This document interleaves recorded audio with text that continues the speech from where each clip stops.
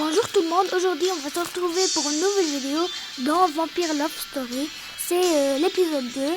L'autre fois on avait vu Jérémy, etc. Et plein de trucs. J'ai ouvert les autres épisodes, mais je n'ai toujours pas... Je ne l'ai toujours pas débloqué, bon, tous. Comme vous voyez, il y a encore beaucoup d'épisodes.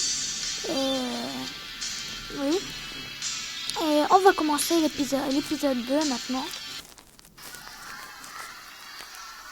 Quelques jours après. Bien sûr, le sujet principal entre les étudiants était les nouvelles sur le meurtre. Tout le monde avait sa propre version de la façon dont cela s'était passé. Pendant que certains disaient n'importe quoi, par exemple que ce aura dû être un vampire. D'autres pensaient qu'il s'agit d'un accident et les restes accusaient les extraterrestres. Tout le monde parlait d'une seule chose, jusqu'au moment où Jérémy a mentionné un fait intéressant. Et tout le monde, arrêtez de parler sur le meurtre.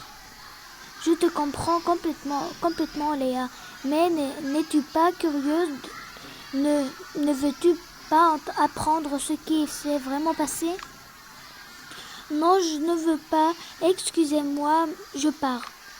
Je vais trouver des potes qui sont plus marrants. Alors, bonne chance, Léa. On va l'arrêter. S'il te plaît, Léa, reste avec nous. Ne sois pas un tel rebelle joueur. Oh, merci beaucoup, Sally. Maintenant, je vais changer d'avis. Et qu'est-ce qui se passe avec toi ces jours-ci? Jérémy, s'il te plaît, tais-toi. Désolée, reste ici, Léa. Est-ce que tu voudras savoir ce que j'ai appris? Bla bla bla. Salut. Jérémy, de quoi tu parles? Tu sais, mon oncle est flic. Il est venu voir mes parents hier soir et je l'ai entendu parler. Qu'est-ce que tu as entendu? J'ai entendu que la victime avait des marques de morsure sur son cou. Quoi? Tu es sûr? Complètement. On n'a jamais dévoilé ça pour éviter la panique dans la ville. En plus, qui le croirait? Tu dis qu'en fait, tu crois que les vampires existent? Bon, tous les faits l'indiquent. Si c'était une blague, alors elle est devenue ingérable. Quelqu'un a été tué, donc là, il n'y a pas de place pour les blagues. Je crois qu'on doit dévoiler ça à quelqu'un d'autre pourrait également être blessé. Sally, s'il te plaît, n'en parle à personne. On découvrira tous d'où cela est venu. Désolé, on était en train de faire quelque chose. Bon, on va continuer. Mon oncle pourra perdre son boulot. Bon, on va dire t'as raison. Tu as raison d'être inquiet. Et en plus, qui nous croira?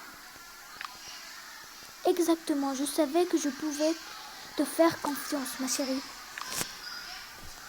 Après la discussion, je suis restée dans les bras de Jérémy, me sentant en sécurité. J'ai mis ma tête sur son épaule pendant qu'il passait ses doigts dans mes cheveux en douceur. J'ai croisé son regard fixe et je m'y suis perdue. Il a souri et m'a embrassée. Sally? Oui. Je voudrais savoir quelque chose. Tu ne m'as jamais dit quel type de mec tu préférais. Bon. Blanc, cheveux noirs, l'apparence n'a pas d'importance. Tu es mon type. Bon, je préfère les cheveux noirs. J'aime les mecs aux cheveux noirs. Vraiment? Ouais, pourquoi me poses-tu de telles questions? Je n'ai pas un motif comme ça. Peut-être qu'il va Peut-être qu'il va changer la couleur de ses cheveux. On ne sait pas. La sonnerie de la cloche de l'école m'a ramenée à la réalité. Je me suis retournée et j'ai vu un cahier par terre. C'est peut-être le journal intime de Léa. Ouais, ça a l'air d'être ça. J'ai pu reconnaître l'écriture sur la couverture. C'était celle de Léa. Jérémie, regarde là-bas. Il me semble que Léa ait perdu son cahier. C'est bien que tu l'aies trouvé. Qu'est-ce que je devrais faire avec le cahier? Je vais le mettre dans le sac pour que Jérémie ne sache pas qu'on a ouvert. J'ai failli marcher dessus. Je vais l'apporter avec moi et lui rendre demain. Je dois rentrer au cours. On se voit plus tard. Et ne lis pas son journal intime. Oh, d'accord. Salut.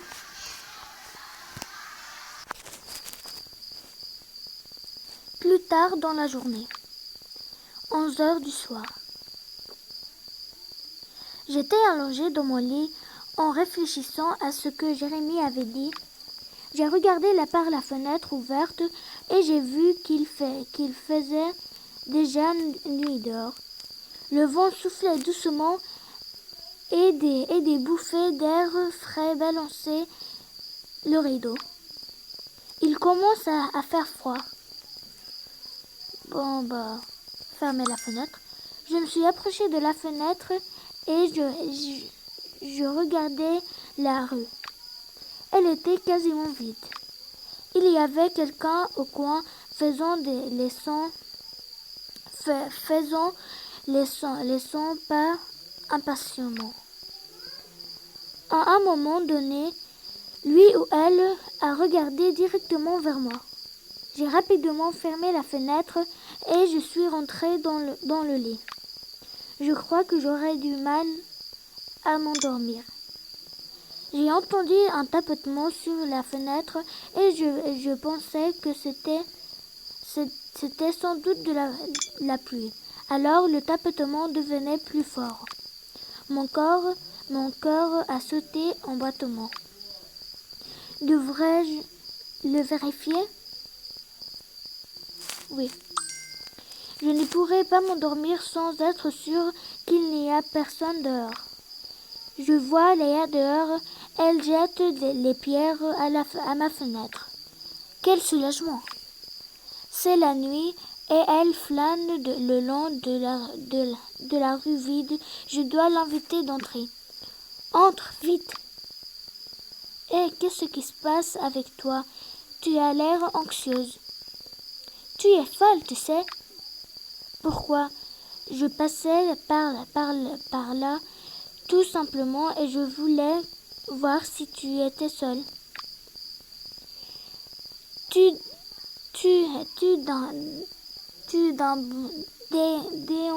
déambules. Bon, je sais pas comment ça se dit, mais c'est pas grave.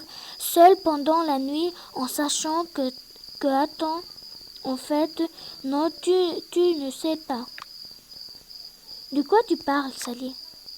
Assieds-toi, je vais tout te raconter. Quelques jours après. Je n'ai pas vu Léa depuis quelques jours. Elle ne venait pas à l'école et ne répondait pas à mes appels. À l'école, les professeurs ont dit qu'elle était tombée malade et que son cousin a excusé son absence. Je suis inquiète pour elle. Je pourrais l'appeler au téléphone ou aller lui rendre visite. On va partir la voir. Ce sera mieux de me préparer et d'aller chez elle. Je me suis rappelé que j'avais toujours le journal de Léa. Je l'ai sorti du sac et je l'ai ouvert sans réfléchir. J'ai lu la dernière entrée écrite une semaine auparavant. Léa a écrit « Je ne peux plus lutter contre mes sentiments pour toi. J'y crois pas, ça continue. Je vais me laisser aller et laisser le destin faire son travail. » Elle a également écrit ça, c'est ma nuit. Oh non, Est-ce qu'elle fait référence à Jérémie ici? Je sais qu'il lui plaît, mais je ne croyais jamais qu'elle était capable de faire une chose pareille. Que devrais-je faire? Va chez Léa, appelle Jérémie. On va partir chez Léa. Je vais voir Léa et j'espère qu'elle a une très bonne excuse. Voilà, demain, 4 heures de l'après-midi. Je marchais vite, ayant un million de pensées parasites dans ma tête.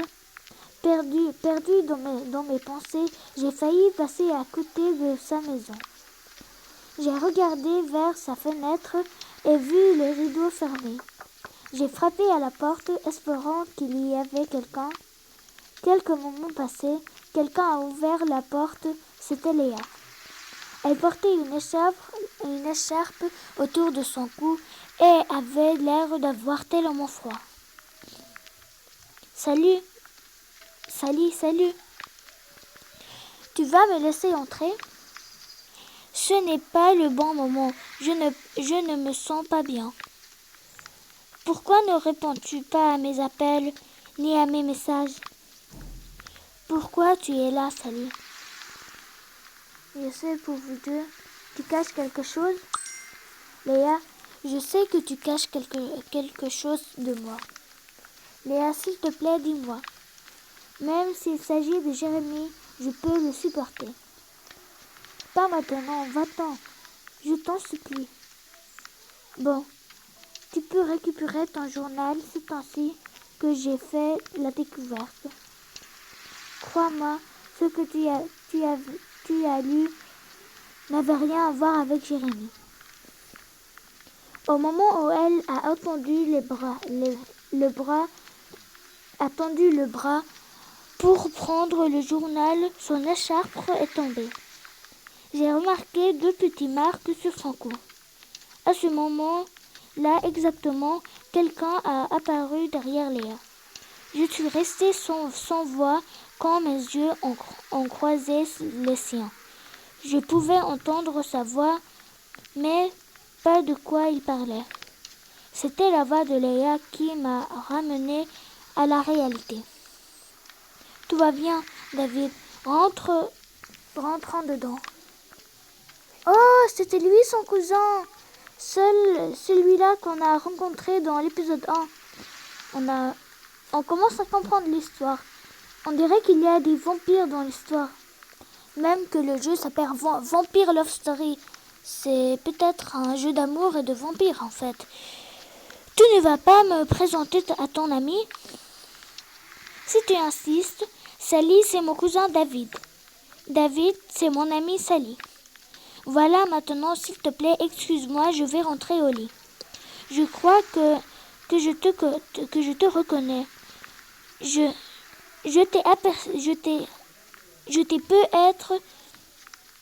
t'ai peut-être vu dans le centre commercial. Ravi de faire ta connaissance, enfin. Oui, c'est vrai, j'ai croisé Léa et elle t'a pointé du doigt. Ah oui, j'ai eu peur un peu, je dois l'avouer. Tu as peur maintenant? Bon, non. Bien sûr que non, même si je suis un peu surprise et confuse, il s'est passé tellement de trucs depuis la semaine dernière. Il n'y a aucune raison d'avoir peur. Alors, nos regards se sont croisés de nouveau. À la fois, je me sentais impuissante, mais je désirais également de lui faire plaisir, de toutes les manières possibles. Léa m'a beaucoup parlé de toi. Elle a dit que tu aimerais visiter la maison où j'étais installée. Vraiment? Oui, on laisse Léa reposer pour l'instant. Viens avec moi. Et tout simplement, comme si j'étais hypnotisée, je l'ai poursuivi. Ok. David m'a fait entrer dans son salon et m'a montré où je pouvais m'asseoir. J'ai jeté un coup d'œil autour de la pièce, vite fait, une étagère pleine de vieux livres, un piano, des meubles rétro. Il restait debout près de la fenêtre et il me regardait. Je suis sûre qu'il peut sentir mon anxiété. Sally, es-tu installée confortablement? Oui. Très confortable. Tu as décoré le salon à mon goût. Je suis contente de l'apprendre, Sally. On dirait qu'il a un vampire. Quand on ouvre la bouche, il a des canines. Pardon, je ne peux rien t'offrir, je ne bois pas du café. C'est ok. Je ne peux plus rester vraiment. S'il te plaît, Sally, j'ai besoin de ta compagnie. Personne ne m'a rendu visite jusqu'à maintenant. Léa m'inviterait à te rendre visite avec elle quand elle se rétablisse comme c'était prévu. J'ai hâte. Attends, Sally, je voudrais te montrer quelque chose avant que tu partes. Bon, on va s'arrêter ici. Bon, et n'oubliez pas de liker la vidéo et de vous abonner. Et qu'est-ce que sera le truc que veut David montrer à Sally? C'est ce qu'on verra dans l'autre épisode. Au revoir.